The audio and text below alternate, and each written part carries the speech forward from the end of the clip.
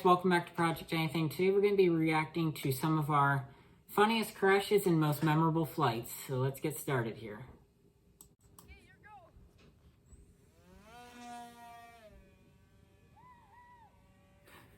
Oh geez, that was almost in the house. That thing was so that prop was so unbalanced. And very tail heavy. That's it, and there it is into a tree. Tree.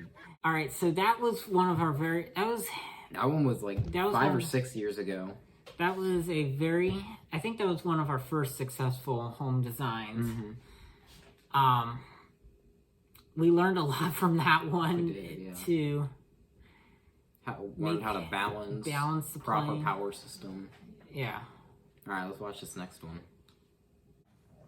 Alright, I can already tell this is that rocket I tried. Yeah. Again, this is very old. This is probably, what, again, like 5 years ago? Yeah. 6 years ago? Stop the tree out in the... And there it goes. So I'm impressed with how straight it goes up. This is the first successful launch of this rocket. Oh, and it didn't come down so gracefully. Okay, so at that point, I was trying to learn to land it, similar to you see SpaceX's Falcon 9s, but I was having some issues with the control system, so at that point, I was just, let's go ahead and fly it and kind of crash land it. And that seemed to work. Ish, yeah. Alright, let's do this next one. Oh, yes. Okay, so this is our first successful jet flight, really. It's really a miracle this thing even stayed in the air. I stopped filming, Jess. You can see it was much faster than anything we'd flown before. So before we move on to this next clip, that was the Freewing F-86 64mm. And that thing with the skill level we were at the time, it was not the right match for us. No, we were lucky that thing even stayed in the air. Yeah, after that flight, I went on to land it right into a fence. So. Okay, we're ready. All right, so this. You can tell. I'm not sure what happened here. I remember exactly what happened. Here's another. Well, we can actually... this is the same plane. You see it fly right into a tree. Okay.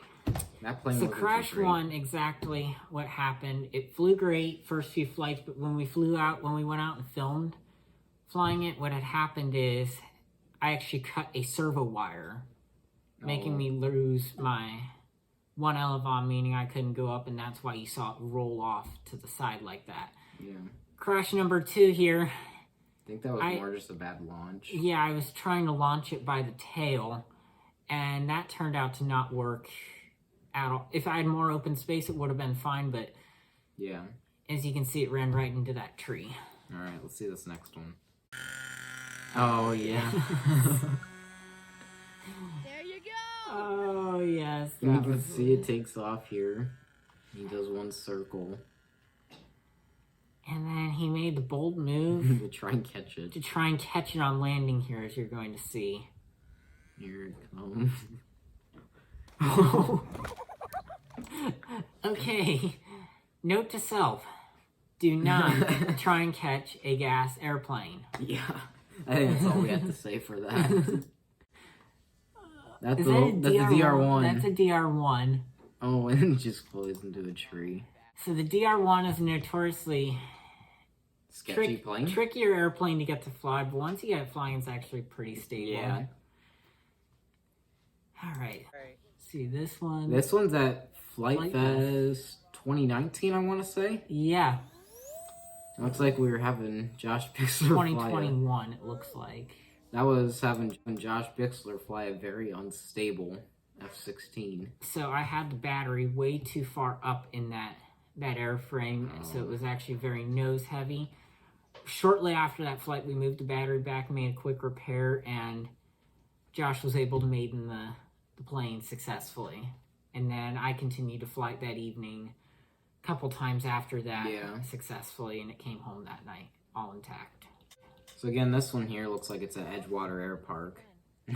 That's just a straight out nosedive. I don't even know what happened there exactly. Yeah. That might have been one of those. We had a series of those F-16s that Just did not kept going work. down, and I think we boiled it down to we had a bad radio system was not working correctly. Yeah, that's when we decided to finally upgrade. Yeah. So this one here, this is our beta build that we did for flight tests of their, at the time, brand new Master Series F-16. And this is the first flight any of us took on this, and I was a little bit nose heavy on this flight, but I managed. We had been trying all night to get that thing to fly because of different solder failures and all sorts of issues, but we finally got in the air, and it was much darker outside than it looks on camera. I would probably normally not fly in that lighting condition.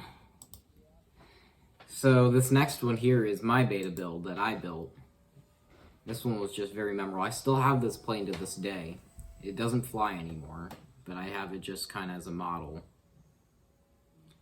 Now this obviously was not flight footage from the same day. He had a very nice full battery flight this day. I think that was a day or two after maiden flights. We actually got to feel them out some. Got some very nice maneuvers going there. Thing had just plenty of power. Super maneuverable. Just an all-around great design. Not a design like I recommend in the review. This is not something I would recommend to the beginner or even intermediate pilot. I would have a lot of experience with EDFs before you even think about attempting flying this airplane. It's an F-16. It doesn't like to be very stable. And then we have my beta build. This is going to be our final clip. On the same day, this thing. This was this final flight, as you'll see here. That beta build. So battery connector came loose, a solder joint, poorly soldered battery joint came loose, and as you can see the plane's just spiraling out of control, and it impacts right there. Yeah. Plane was total, as you can see pictured here. Yeah. It did not look Alright good. guys, thank you for watching. We hope you enjoyed the video. Make sure to like, share, and subscribe. We'll see you next time. One here This is a very I don't know memorable what you mean flight. by. We had a series of those F-16s that kept going down. And I think we bowed down to we had a bad radio system, was not working correctly yet. That's what we Okay. Just restart.